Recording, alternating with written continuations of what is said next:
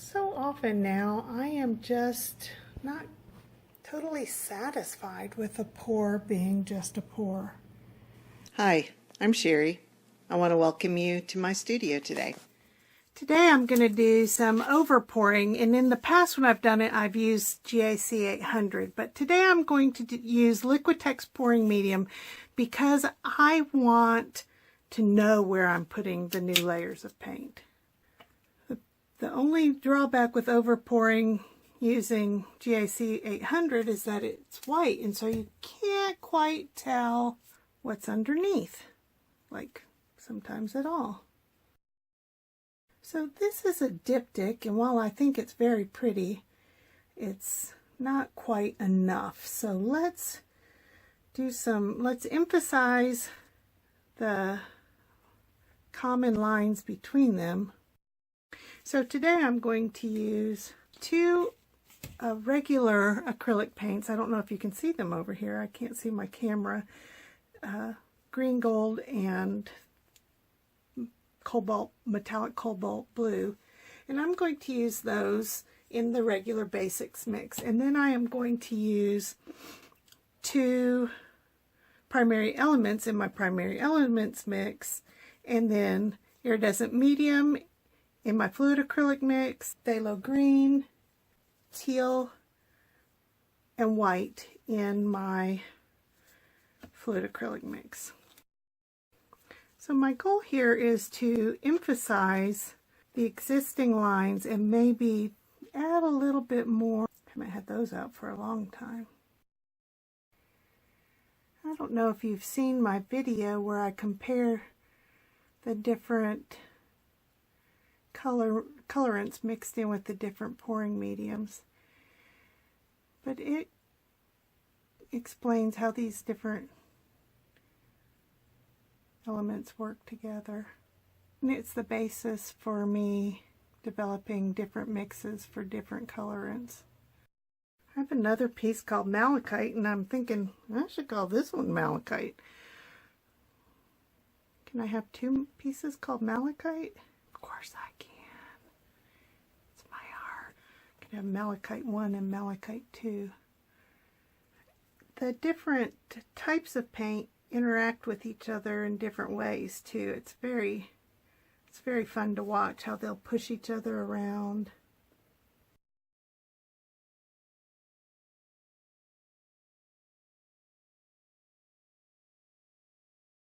It's almost the same colors, just fluid acrylic version.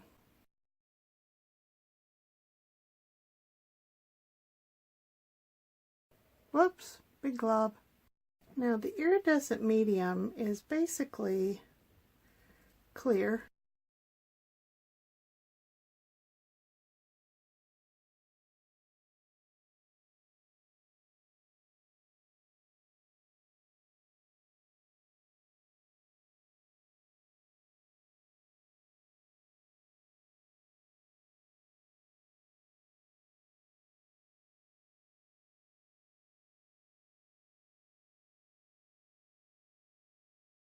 I'm sorry, this is just too much fun.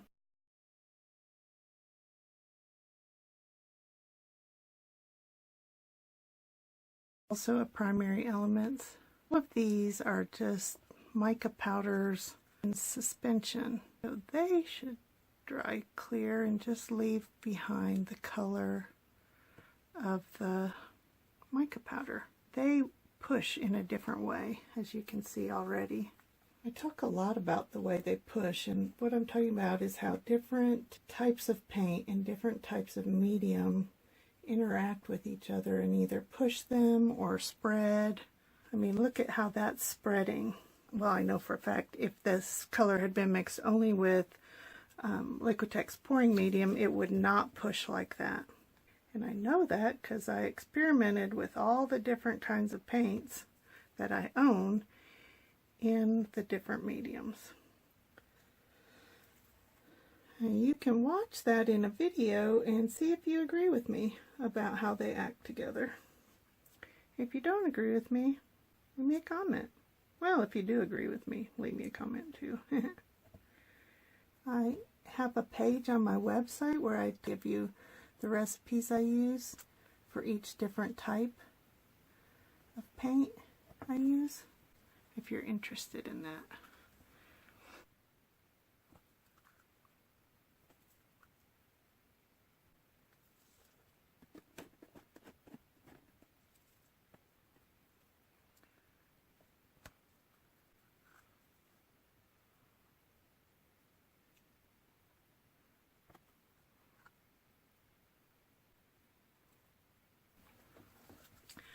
I am not going to use this opaque teal, I decided. Now, this phthalo green will dry darker because it does have GAC 800 in it.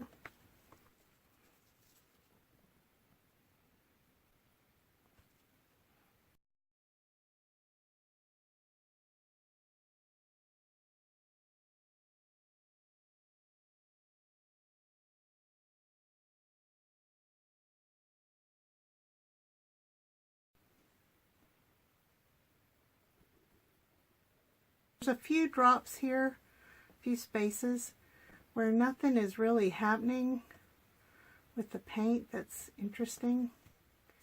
So I'm going to come in with the pouring medium itself, see if I can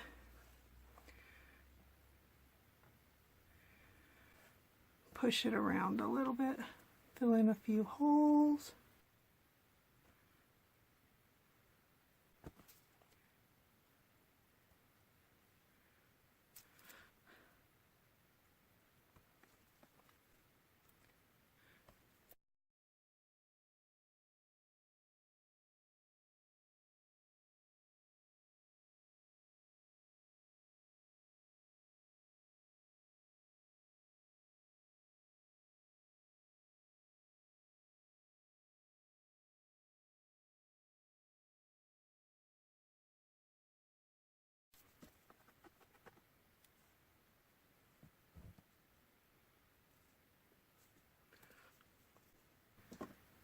We'll come back later when it's dry and see if we like it or if it needs a third layer.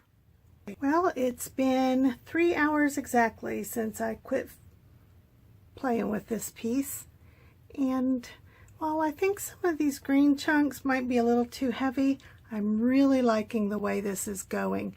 So we will see what it looks like when it's completely dry. Well, I think these two pieces turned out lovely. There's a few places I wished it turned out differently, this area for one, but I'm not going to mess with it just because of that. Oops, a little shiny there. You can see the interference paints to a little bit of an extent. But yeah, happy with that. Thanks for watching my video. Please leave any questions or comments you might have, and I will get back to you as soon as I can. I hope you'll subscribe. Thanks again. Bye.